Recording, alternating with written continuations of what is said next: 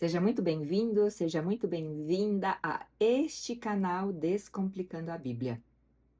É uma grande alegria receber você aqui comigo para darmos continuidade a essa jornada pela Palavra de Deus.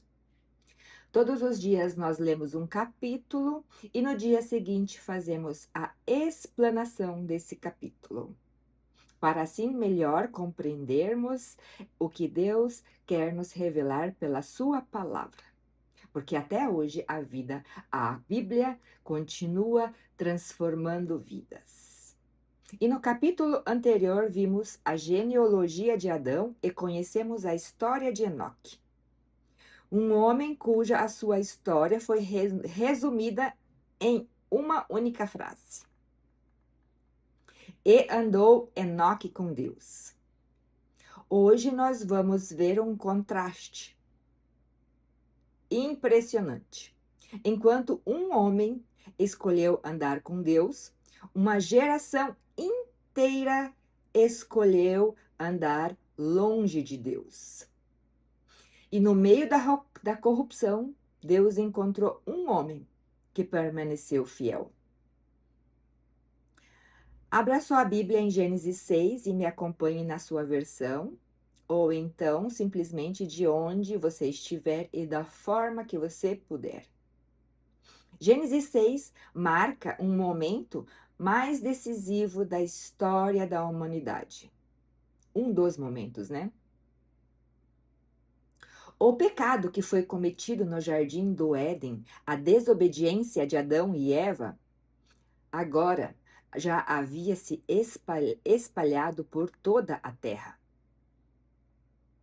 O que antes atingiu somente um casal, depois foi atingindo famílias e agora alcançava uma sociedade inteira. O capítulo 6 nos mostra que o pecado nunca permanece pequeno. Quando não é tratado, ele cresce e afeta tudo ao nosso redor. Mas também revela algo maravilhoso. A graça de Deus continua alcançando aqueles que desejam viver pela fé, aqueles que desejam continuar acompanhando os passos de Deus. O capítulo começa dizendo que os homens começaram a se multiplicar sobre a terra. Isso era exatamente o que havia ordenado desde a criação, era exatamente o que Deus tinha deixado que a criação fizesse. Portanto, o problema não era o crescimento da população, mas o afastamento com Deus. A humanidade crescia em número, mas diminuía em comunhão com Deus. Nós hoje vivemos em uma época de grandes avanços. Temos tecnologia, informação, recursos que outras gerações nunca imaginavam possuir. Mas, ao mesmo tempo, vemos pessoas cada vez mais ansiosas, preocupadas com problemas e vazias e distantes da palavra de Deus. Isso nos lembra que o crescimento material nunca substitui o espiritual. Podemos conquistar muitas coisas e, assim, ter um coração vazio na presença de Deus. Ao longo da história surgiram diferentes interpretações. Alguns estudiosos entendem que os homens eram filhos de Deus e que os seus descendentes eram de Sete, vinham da geração de Sete, e que começaram a se misturar com pessoas que não temiam ao Senhor. Outros defendem interpretações diferentes. Mas algo impressionante parecia ser observado. Moisés escreveu esse contexto para alimentar nossa curiosidade sobre quem eram as pessoas. O foco principal está em mostrar que a humanidade passou a viver guiada pelos próprios desejos, deixando de buscar a vontade de Deus.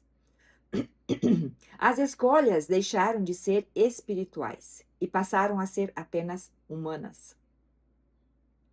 E sempre que tiramos Deus do centro das nossas decisões, começamos a escolher e a colher consequências das nossas decisões e das nossas escolhas. A Bíblia, então, afirma que Deus viu que a maldade havia se multiplicado e que os pensamentos, o coração do homem era continuamente mau. Perceba que Deus não começou olhando as atitudes. Ele olhou para o coração. Isso nos ensina que o pecado sempre nasce primeiro no nosso interior. Antes de mentir, antes de nos falarmos, ele nasce no nosso coração. Antes da violência aparecer, ele cresce nos nossos pensamentos. Foi assim com Caim. Primeiro veio a inveja, depois o ódio e, por fim, o assassinato. Hoje também precisamos vigiar o nosso coração, porque tudo o que fazemos começa dentro de nós. Jesus confirmou essa vontade, confirmou essa verdade ao ensinar que é do coração que procedem maus pensamentos, as palavras e as atitudes. Por isso, Deus deseja transformar primeiro o nosso interior. A Bíblia diz que Deus se entristeceu ao ver o estado da humanidade. Isso não significa que Deus tenha errado ao criar o homem. A linguagem usada por Moisés nos ajuda a compreender a profundidade da dor de Deus diante do pecado. O pecado destrói famílias, relacionamentos, destrói uma população inteira. E é isso que entristece o coração do nosso Pai. Nosso Deus não é indiferente ao sofrimento humano. Ele ama a sua criação. E é justamente por amar que Deus sofre ao ver a humanidade escolhendo caminhos que produzem morte e destruição. Depois de descrever toda a corrupção da humanidade, a Bíblia diz: Noé, porém, achou graça aos olhos do Senhor. E isso revela que esperança maravilhosa. Enquanto muitos escolhem viver longe de Deus, Noé decide permanecer firme. Noé não era perfeito, mas era um homem que caminhava com Deus.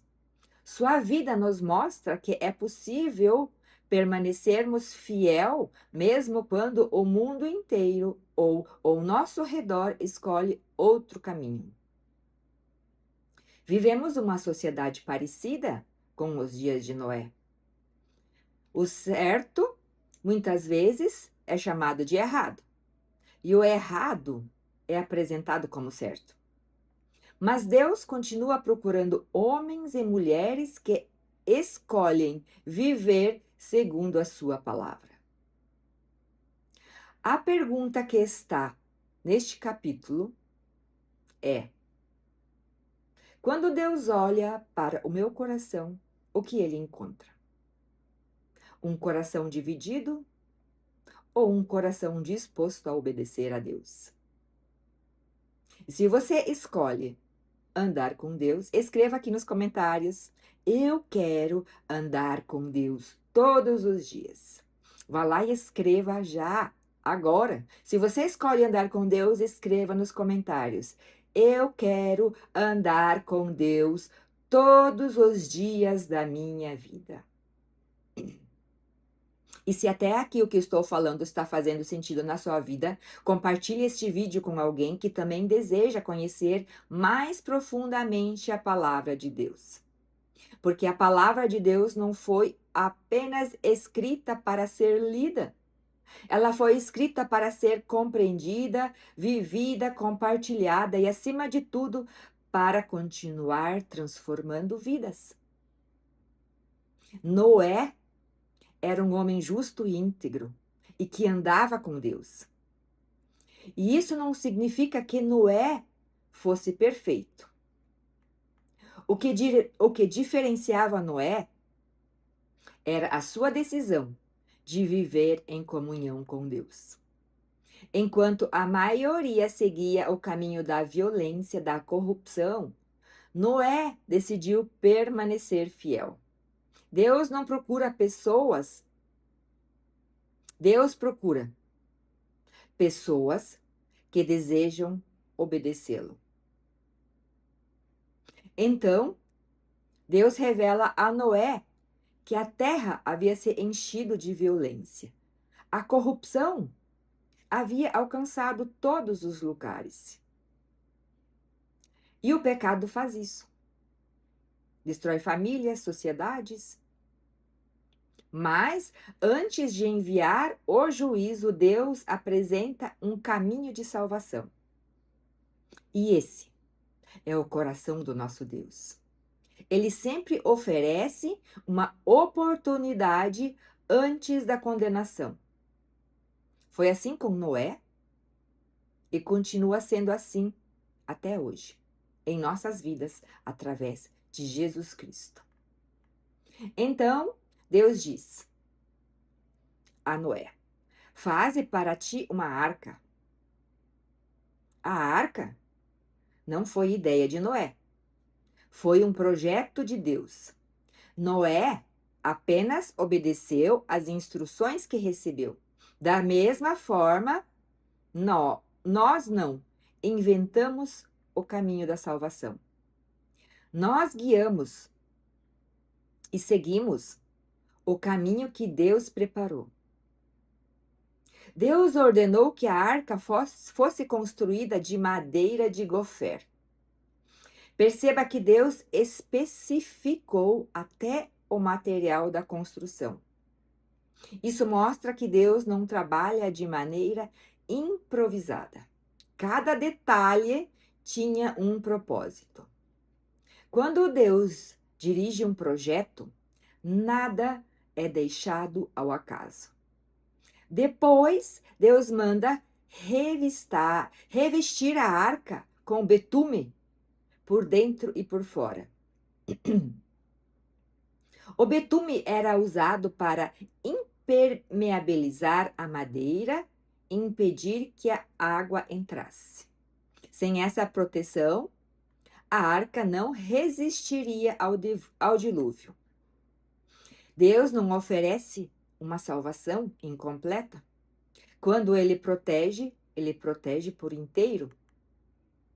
Nossa segurança não está na nossa força, mas está na proteção do Senhor. Deus também fornece todas as medidas.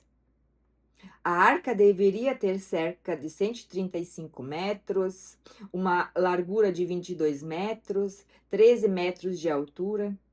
Essa era uma construção enorme para aquela época. Isso mostra que Deus preparou espaço suficiente para cumprir o seu propósito. Nada foi improvisado. A arca teria 3 andares e diversos compartimentos. Imagine a organização necessária para ter espaço para os animais, para os alimentos, para toda a família de Noé, seus filhos, Sem, Cã, Jafé. Tudo foi planejado. Nosso Deus é um Deus de ordem. Às vezes pensamos que Deus age apenas através de milagres.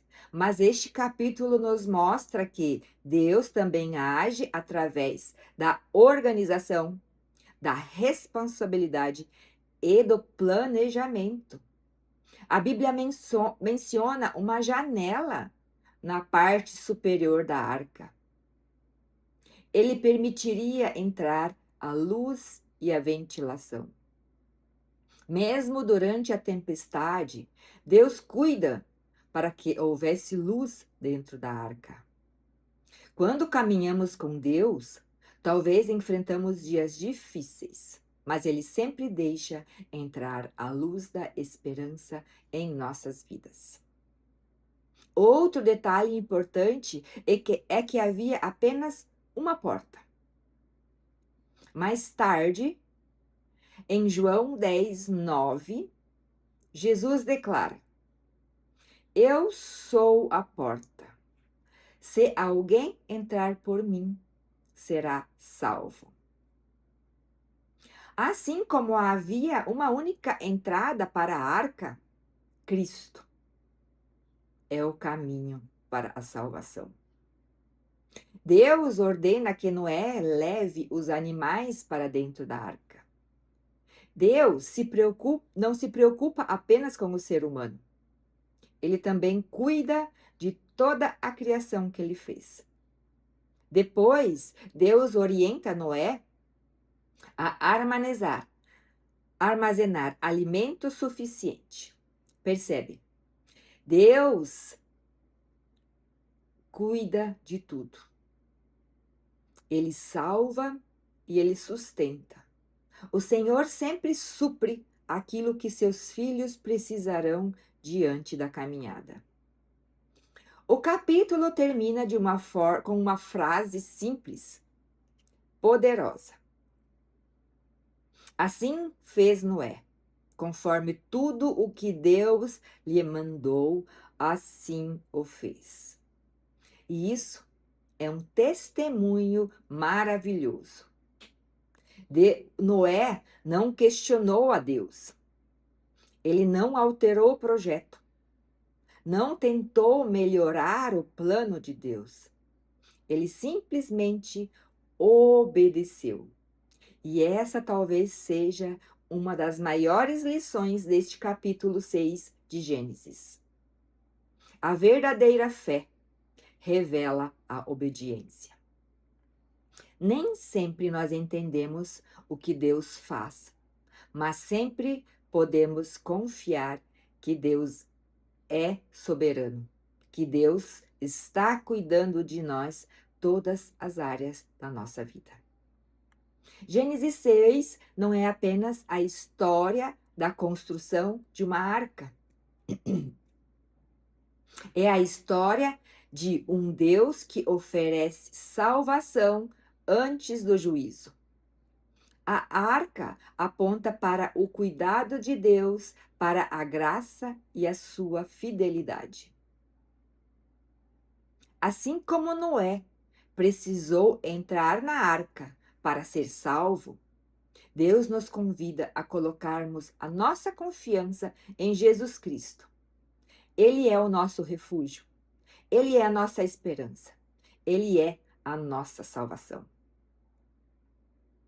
Hoje aprendemos que a verdadeira fé se revela na obediência e na confiança. E se esse estudo falou no seu coração e você ainda não se inscreveu neste canal, se inscreva. Compartilhe com outras pessoas. Seja uma bênção na vida de outras pessoas. E se você concorda com esse estudo, escreva nos comentários: eu escolho obedecer a palavra de Deus. Eu escolho obedecer a palavra de Deus. Porque a palavra continua caminhando junto conosco. E a palavra não foi escrita apenas para ser lida, ela foi escrita para ser compreendida, para ser vivida, para ser compartilhada e, acima de tudo, para transformar vidas. Então, também você compartilhe essa palavra com outras pessoas, porque essa é a intenção desse canal.